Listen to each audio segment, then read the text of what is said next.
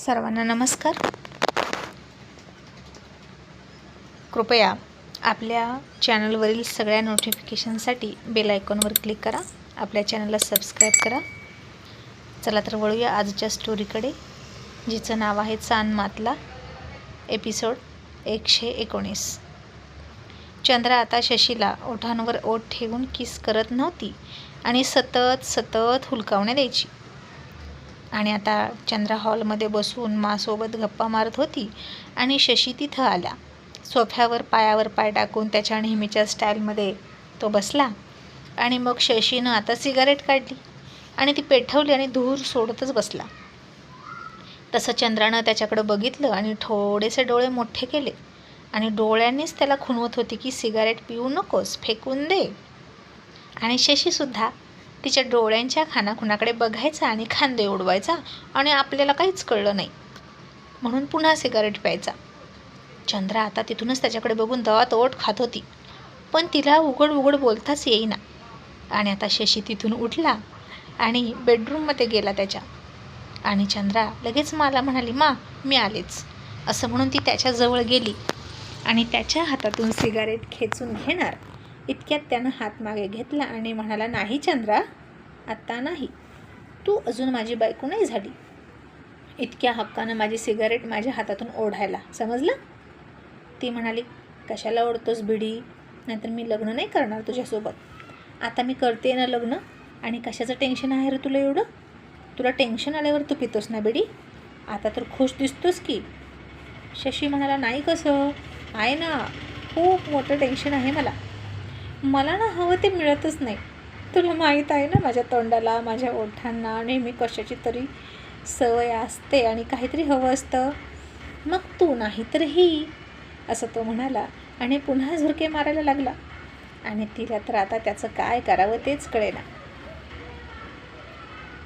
आणि त्याला म्हणाली, लग्न होईपर्यंत तुला दम नाही का? शशी म्हणाला, लग्न झाल्यावर अजून भरपूर कामं असतात, तेवढंच कुठं आहे तेव्हा. मग ही असली किरकोळ कामं आधीच करून घेतलेली बरी असतं, हो की नाही? असं म्हणून त्यानं वरच्या ओठानं खालचा ओठ चावला आणि मग ती थोडीशी लाजून गालात हसली. त्याला काय म्हणायचं तिला कळत होतं आणि म्हणाली, बरं घे, असं म्हणून त्याच्या तोंडासमोर तोंड घेऊन गेली. आणि आता शशी पुन्हा तिच्या ओठांच्या जवळ त्याचे ओठ घेऊन गेला, अगदी खूप जवळ गेला. आणि चंद्रा पुन्हा लाजून सूर झाली होती आणि डोळे बंद करून घेतले होते. आणि अचानक शशी मला, हट, मी काय वाघ सिंह आहे का, तू घे म्हणायला आणि मी ओरबडून घ्यायला? आता तूच द्यायचा मला किस, असं म्हणून तो तिच्याकडे हसून बघत होता. चंद्राला आता त्याच्याजवळ जाणं म्हणजे खूप कसतरी वाटायचं. त्या रात्री दोघांमध्ये जे काही झालं होतं ते छान होतं, तिलाही आवडलं होतं, पण अंधार होता ना, म्हणून लाज वाटली नव्हती. त्या अंधारात सगळं होतं हे एक बरं असतं नाही का? आणि आता तो हे तिलाच करायला सांगत होता, तिला स्वतःहून किस घ्यायला पुढाकार घ्यायला सांगत होता. आणि आता ती त्याला लाजून गालात चोरून हसत होती आणि म्हणाली, ऐक ना, अंधार पडल्यावर करते की, दिवसा मला लाज वाटते. आणि शशी म्हणाला, बरं, मग तोपर्यंत मी हीच पिणार, निदान हिची नशा तरी चढते. आणि आता तुझी नशा तू कशी चढवतेस मला तेच बघू, असं तो म्हणाला आणि हसायला लागला. इतक्यात पांडू आता आला आणि मला, छोटे शेठ आत येऊ का? आणि शशी म्हणाला, दिलीप कुमार, ऑलरेडी तू आत आला आहेस, आणखीन काय विचारतोस? आणि आत येऊ का असं सभ्य माणसासारखं तू केव्हापासून विचारायला लागलास? आणि पांडू हसून म्हणाला, नाही म्हणजे आता तुम्ही एकटं दुखतं नाही राहिलात, कसं पण तुमच्या खोलीत घुसायला आता विचारूनच यावं लागतं, नाहीतर. शशी पुन्हा एकदा सिगारेटचा कश मारत म्हणाला, नाहीतर काय? आणि पांडू हसून म्हणाला, नाहीतर अमिताभ बच्चन आणि रेखाच्या पिक्चरमधला सीन बघायला मिळायचा आणि उगीचच आमच्या बालमनावर परिणाम व्हायचा, असं म्हणून तो हसायला लागला. शशीसुद्धा खूप मनसोक्त हसला आणि चंद्रा तिथून लाजून पळून गेली. आणि मग पांडू म्हणाला, छोटे शेठ, ज्याच्यासाठी आलो होतो तेच विसरलो बघा. अहो, रखमानं बोलवले गडांगण खायला, दोघेही यायचं आहे तुम्ही. आमच्यापासून जोडीनं फिरायची सवय करून घ्या. शशी म्हणाला, बरं, बाबांना विचारून येतो. कधी करणार आहेस? पांडू म्हणाला, तुम्ही म्हणाल तेव्हा. आज रात्री करूया का? पुन्हा तुमची मळी काढल्यावर तुम्हाला बाहेर पडायची बंदी असेल. आणि काय हो छोटे शेठ, लग्न करणार नाही असं म्हणत होता ना तुम्ही? मग आता हे सगळं काय आहे?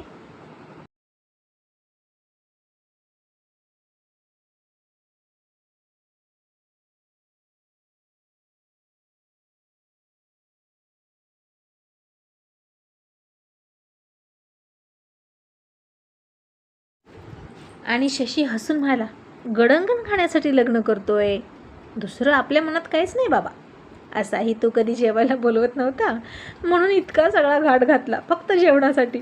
आणि पांडू हसून म्हणाला, कळलं कळलं, म्हणजे तुम्ही चक्क कासरासाठी बैल विकत घेतला होय, आणि चोळीच्या कपड्यासाठी बायको केली असं म्हणायचं का तुम्हाला?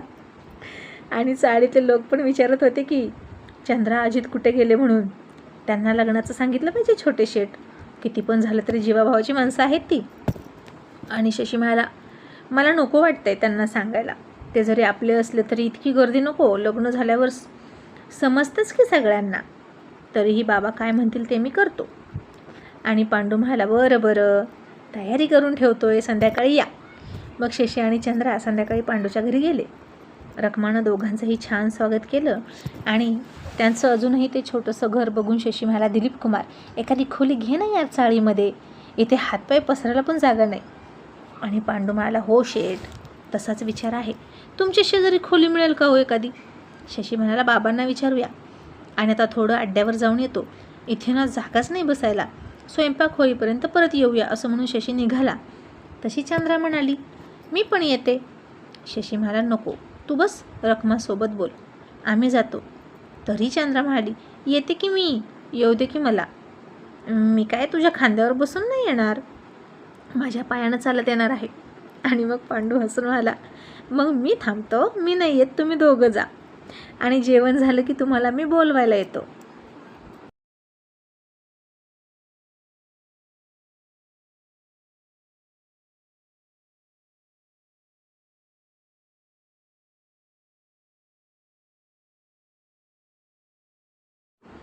आणि आता दोघेही तिथे आले. आणि चंद्रा शशीला म्हणाली, शटर खाली घे की. आणि तो शटर खाली घेताना नेमकी तिथं बिजली आली. आणि तसा शटर पडलासुद्धा. आणि बिजलीनं बघितलं की ते दोघे आत आहेत. हे बघून बिजलीला खूप राग आला. आता शटर पाडून शशी पाठीमागे बघणार इतक्यात चंद्रानं लाईट घालवली आणि अंधार केला आणि शशीच्या तोंडामध्ये तोंड घातलं आणि दीर्घ चुंबन करायला लागली. आणि आता शशीवर या वाघिणीनं केलेला तो अनपेक्षित हल्ला होता. मग त्यानंही तिला मिठी मारली आणि त्या शेडच्या पत्रा असलेल्या भिंतीला तिला टेकवली. दोघेही खूप खूप रोमांचित होऊन चुंबन घेत होते आणि देतसुद्धा होते. पत्र्याचा खूप आवाज यायचा. आता बिजली हे सगळं बघत होती, ऐकत होती आणि तिला खूप खूप राग येत होता. इतक्यात शटर वाजवलं पांडूनं आणि म्हणाला, छोटे शेठ, जेवण तयार झालं, चला की. आणि बिजली म्हणाली, हा काय प्रकार आहे पांडू, ही मुलगी अजून इथेच आहे का, गेली नाही का? आणि पांडू म्हणाला, हो अगं, तुला माहीत नाही का, दोघांचं लग्न जमलं की 2-3 दिवसांनीच लग्न आहे, तुला सांगितलंच असेल की छोटे शेटनं.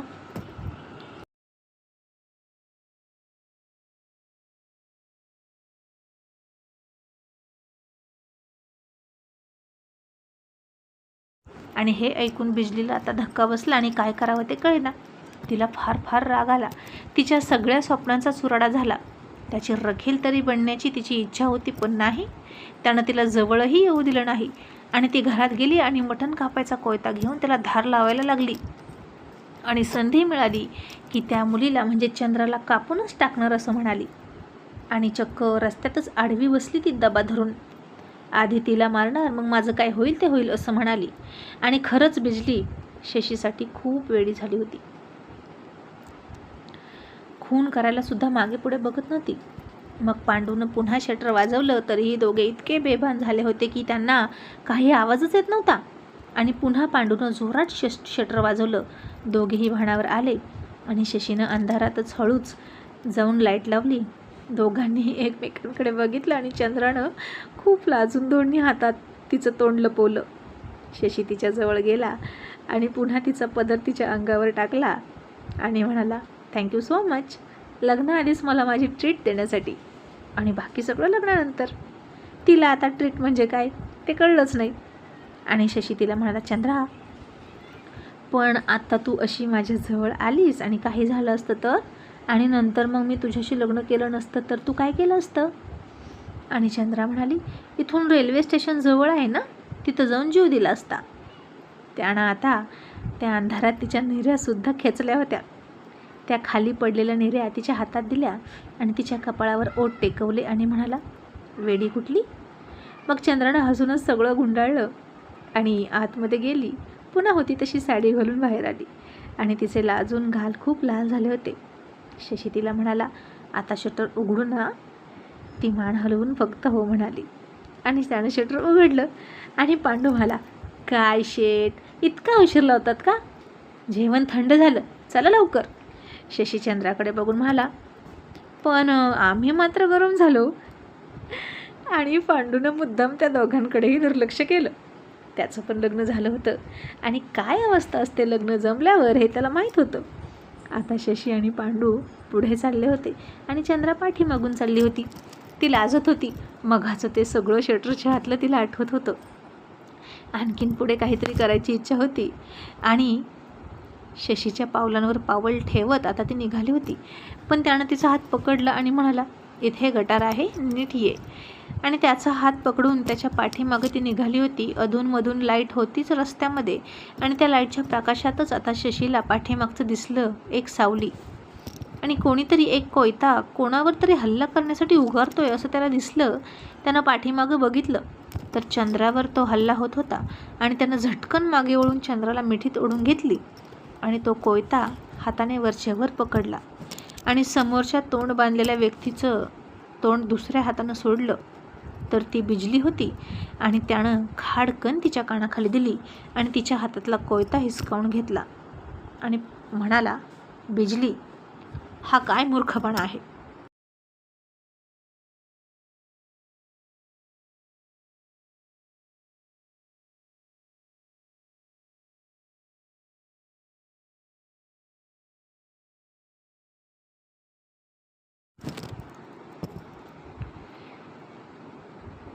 चंद्रा खूप घाबरली होती. पांडू तिला म्हणाला, चंद्रा घाबरू नकोस. आणि तो तिला पुढे घेऊन गेला आणि इकडे शशीनं बिजलीला जाब विचारला आणि बिजली म्हणाली, का का माझ्या भावनांशी खेळलास? मी तुमच्यावर प्रेम करत होते ना, आणि तुम्ही तिच्यासोबत लग्न करताय का? मी तिला जिवंत नाही सोडणार. शशी म्हणाला, चूक.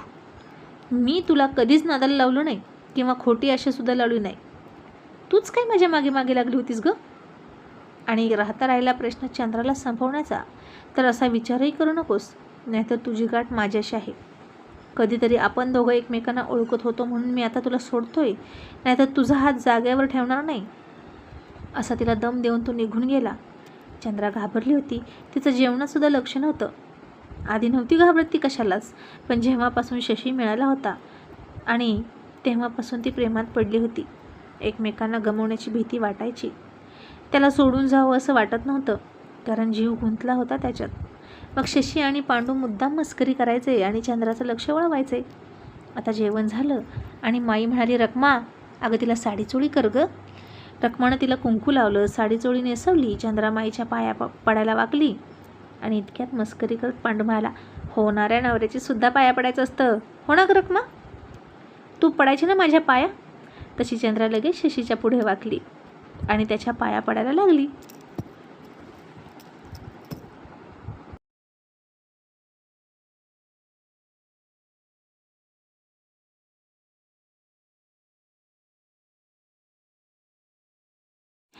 तशी शशीनं तिला खांद्याला पकडली आणि म्हणाला, वेडाबाई, अगं तो मस्करी करतोय. तुझी जागा माझ्या पायात नाही तर इथे आहे, माझ्या हृदयात, असं म्हणून तिला मिठीत घेतली. मग दोघेही निघाले. गाडीवर बसले. तिनं त्याला पाठीमागून पोटाभोवती मिठी मारली आणि त्याने तिचे हात एका हातात पकडून दुसऱ्या हाताने हँडल पकडून गाडी चालवत होता. त्या हल्ल्यामुळे चंद्रा घाबरली होती आणि शशी म्हणाला, चंद्रा, बाबांना यातलं काही सांगू नकोस प्लीज. आणि ती म्हणाली, नाही सांगणार, पण आज तू पाठीमागे बघितलं नसतं तर माझं काय झालं असतं? तिनं ना माझी मानच उडवली असती. इतका रागराग करते का ती माझा? आणि शशीनं तिचा हात घट्ट दाबला आणि म्हणाला, मी असताना तुला काहीच नाही होणार.